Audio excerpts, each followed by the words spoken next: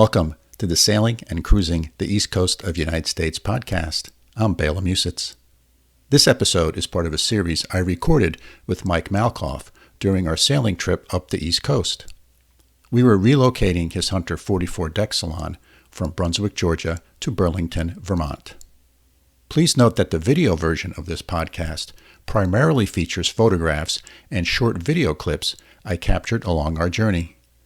The audio was recorded on the boat, typically in the evenings at anchor or in a marina, although we did record a few segments while underway. Join Mike and me as we explore the United States East Coast aboard his Hunter 44 Deck Salon. I hope you enjoy this podcast. Hello and welcome to Sailing and Cruising the East Coast of the United States. Today is a continuation of my conversations and interview and discussion and sailing with... Motoring.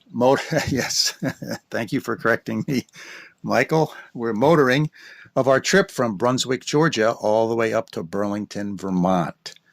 So today, let's talk a little bit about what went on today. We were anchored out last night in a beautiful little anchorage just north of Georgetown, South Carolina. And it was a beautiful, beautiful, calm anchorage. There was one other boat in it. It could easily hold 10, 15, 20 boats. Easily. Yeah, but there was just us and one other boat there. So what are some of the interesting things about that anchorage? Butler's Creek, yes, just north of Georgetown.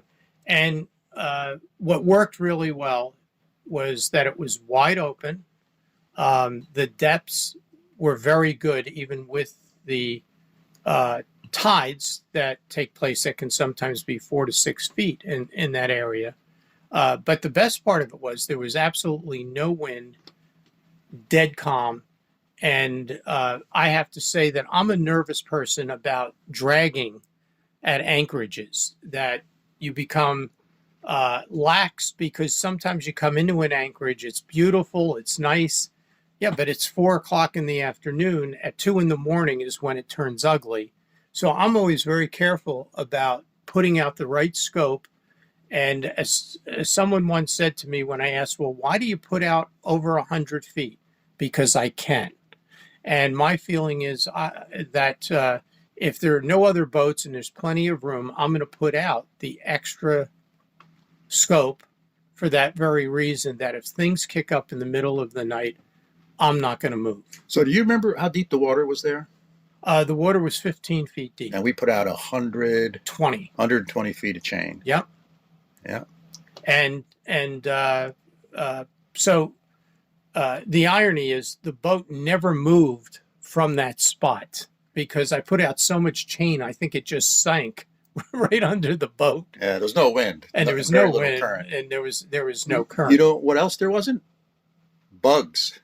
Because we stayed far enough from shore, because I used my laser to determine how far from shore we were, that I could put out the extra scope and never have to worry about getting too close to shore. And when if you didn't listen to the last thing, I have a laser finder from golf.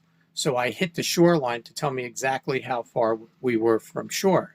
So I did a great job. I dug that anchor in and then sort of not a big deal, but paid the price in the morning because I couldn't get the anchor out. Yeah, it took us a little while, didn't it? We had to go forward, go backwards, and we went a little bit to the left, a little bit to the right, and finally broke loose. Right. So, a trick, and it can be a little nerve-wracking, that you work really hard. You want to really make sure your anchor is settled.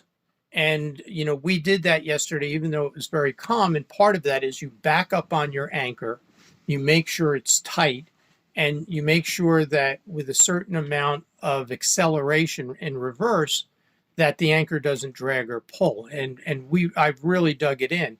Now, in the morning, when it was time to pull the anchor up, I got to the last 20 feet and it wouldn't budge.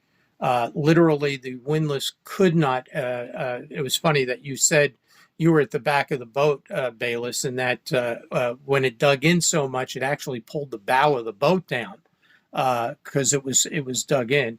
But I always say you don't panic. Generally in the south, it's mud, and it's going to be thick mud. And the first thing I try to do is very slowly drive over the anchor, which then pivots it so that the point of the anchor will start coming up to loosen it up. And I did that a couple of times, and it didn't work.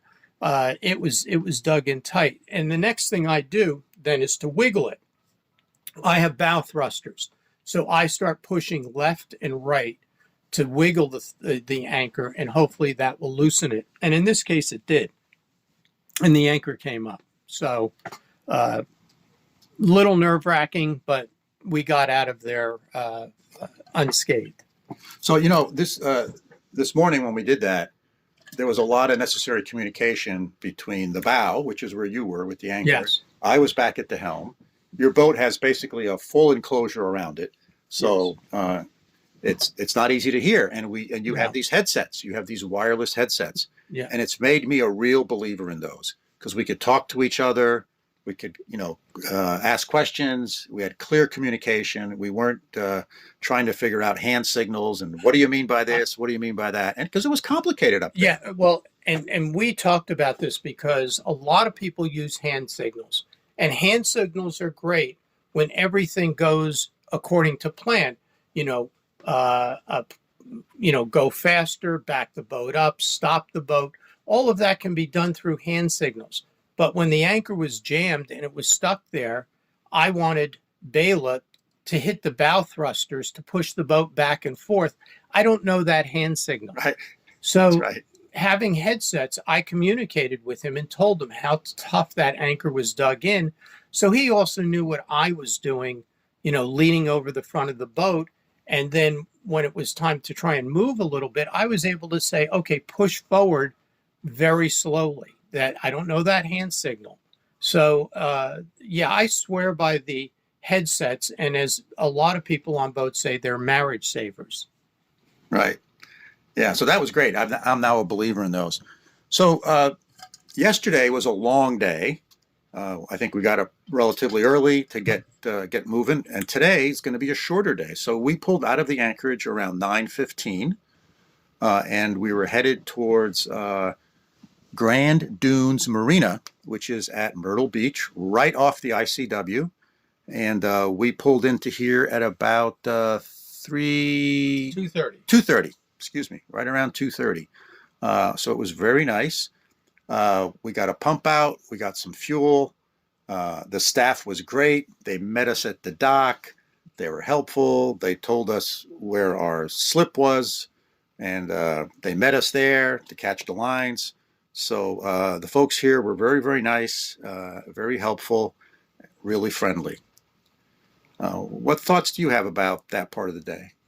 Oh, it was significantly better than the prior marina that we were in, where chaos prevailed, constant communication problems.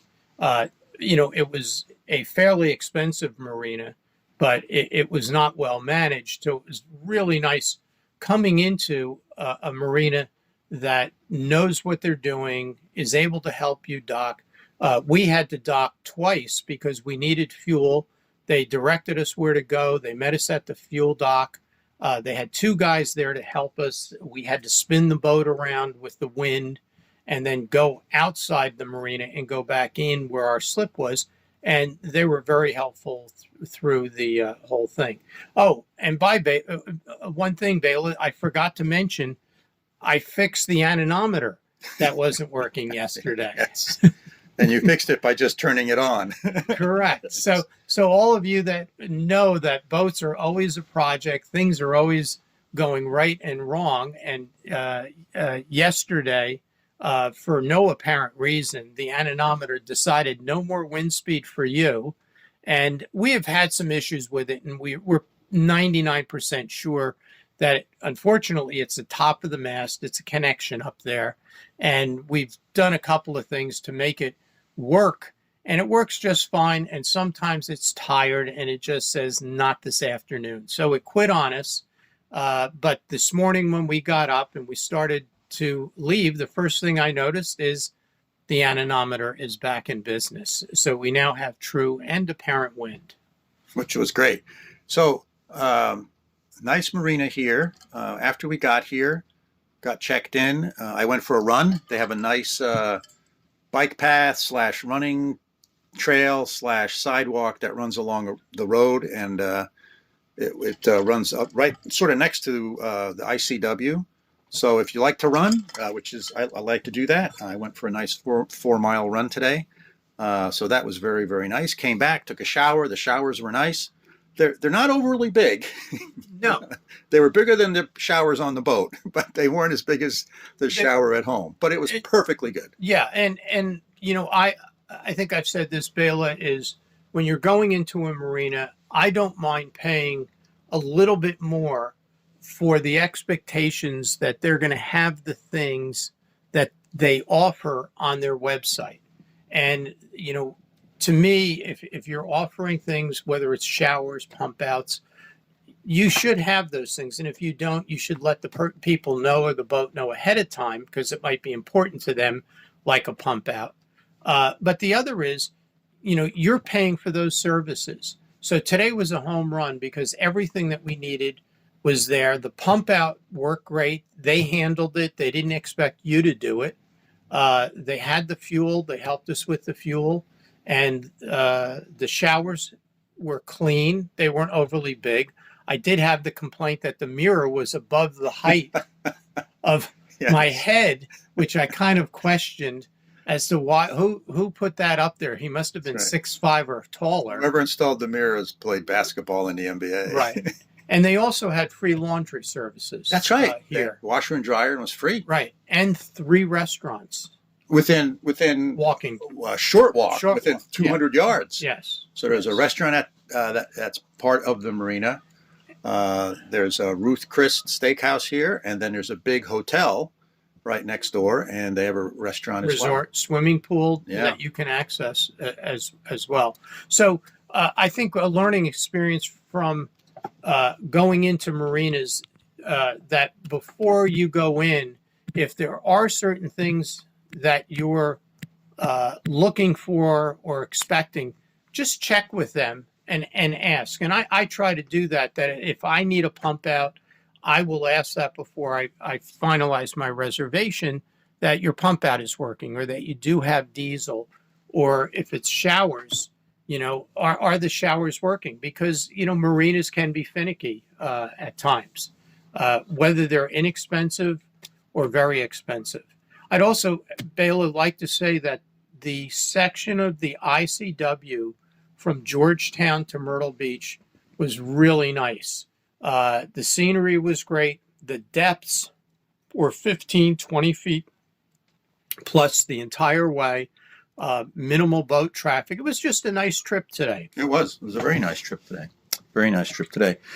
We had so after our dinner, came back to the boat, and we could hear thunder and lightning off in the distance, and brought up the weather radar, and there was clearly a line of some pretty good thunderstorms coming through our area. So we got on the boat, closed all the hatches, put up the full enclosure, and we did have a nice rain. Maybe washed the boat off a little bit. Wash the boat. Yeah, so that's good. And we checked all of our various different apps, and the sea state out in the ocean still is not pleasant. I'll let you elaborate on that a little bit. I think you summed it up. I think it's like 6 to 9 foot waves, right? Correct. It's 6 to 9 foot, 5 to 6 feet in a confused state, and coming from the east. And coming from the east, so it would be hitting us right on the beam. And we did that once, and we decided that was enough. And the beauty of traversing the East Coast is you have a choice. You can go outside, or you can wait, or you can go inside on the ICW.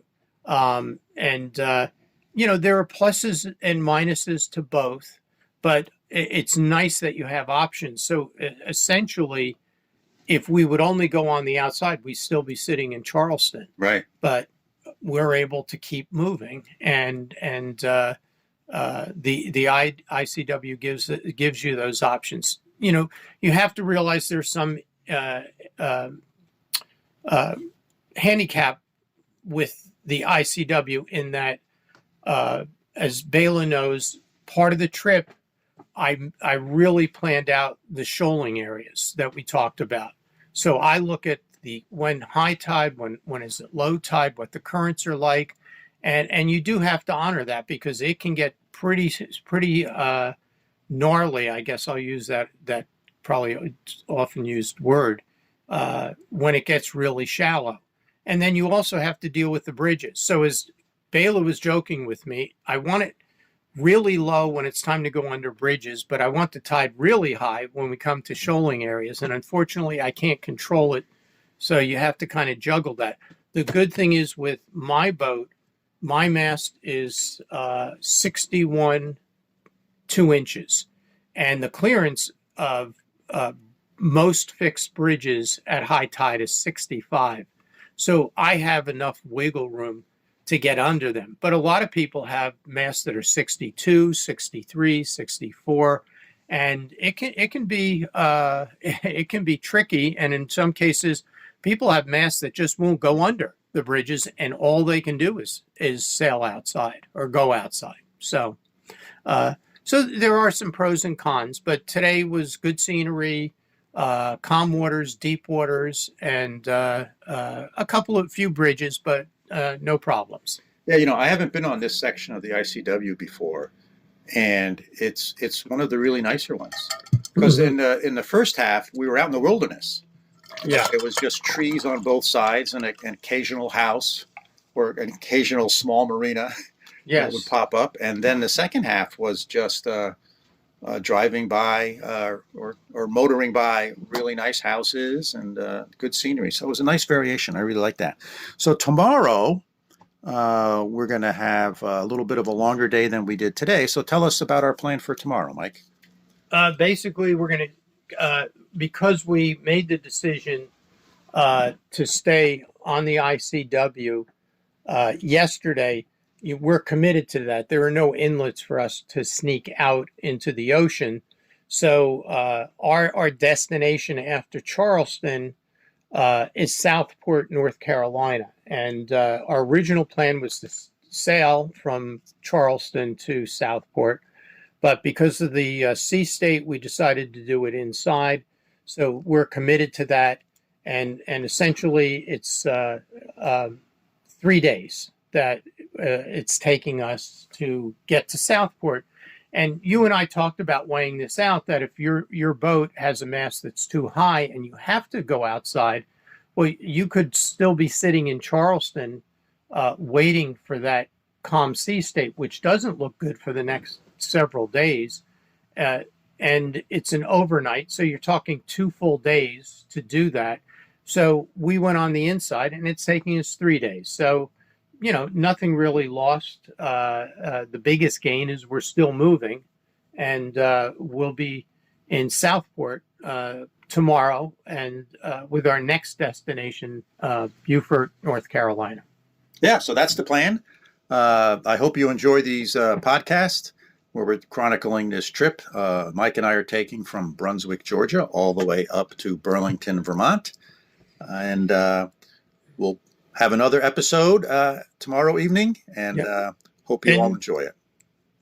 Yeah, and it's been a lot of fun because we've been chatting. We have plenty of time to talk, and we've been chatting about all different ideas with sailing and boating. And something that I forgot I wanted to bring up is we got into a discussion about Yanmar engines. So hopefully this won't put you to sleep, and not a lot, but just questions, because one of the most reliable sailboat engines is a Yanmar diesel. And both myself and Bela have that on our boats. And we were just talking about, some of the specifics about what these engines can do, how long they can run. And one of the big questions is how fast or how high RPM wise you can run them to, as they say, blow out the residue. in a diesel engine. Anyway, we're not going to get into that tonight. It's late for us, and we don't want to bore you anymore. But thank you very much, Bela, and we'll hopefully report in on our next easy trip. All right. Thanks for listening. Take care. Hope you enjoyed this episode. And as always, if you have any questions or suggestions, please feel free to contact us at sailingtheeast, that's all one word, at gmail.com. That's sailingtheeast at gmail.com. Thanks for listening.